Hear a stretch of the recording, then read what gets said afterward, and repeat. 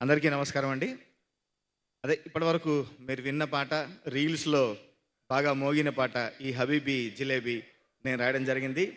ముఖ్యంగా దానికి మా శ్రీచుబై శ్రీచరణ్ పాకాల అద్భుతమైన ట్యూనిచ్చి, అంతే అద్భుతమైన ప్రోగ్రామింగ్ చేయించి, చిచ్చా రాహుల్ సిప్లిగన్స్తో ఈ పాట పాడించి ఇంత హిట్ కావడానికి కారణమయ్యారు.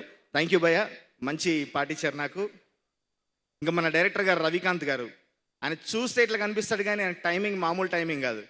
నేను ఆఫీస్కి వెళ్ళి కలిసినప్పుడు భయ్యా నేను టిల్లు 1 కానీ టిల్లు 2 కానీ డైరెక్టర్ విమల్ని తర్వాత మల్లిక్ రామ్ని ఎవరిని కలవలేదు, నేను ఆ పాటలు రాశాను, ఫోన్లోనే అయిపోయాయి ఆ పాటలు అంటే, భయ్యా మీరు నన్ను కలిశారు మరి పర్లేదా అన్నాడు.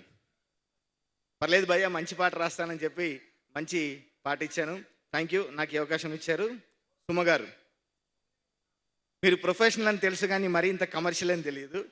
మీ బాబు ఫంక్షన్కి ఇన్వైటింగ్ వెల్కమింగ్ టీంలో ఉంటారనుకుంటే మీరు స్టేజ్ మీదనే ఉన్నారు. మీరు లేదండి, అంటే ఏదైనా మనకు ప్రొఫెషనల్ తమ్ముడే పేకాటే అంతేనంటారా?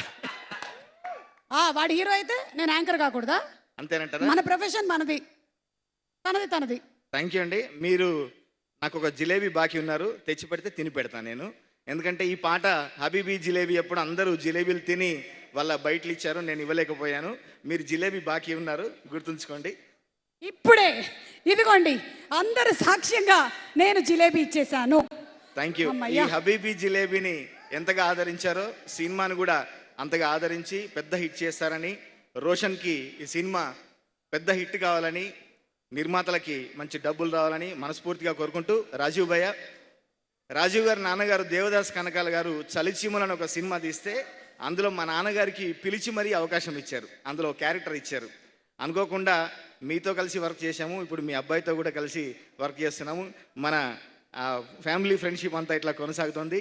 మరొకసారి అందరూ 29 నాడు ఈ సినిమాని చూసి ఆదరిస్తారని మనస్ఫూర్తిగా కోరుకుంటూ, విజయభాయ్ మన కాంబినేషన్లో మరొక హిట్ పాట. Thank you so much. Thank you.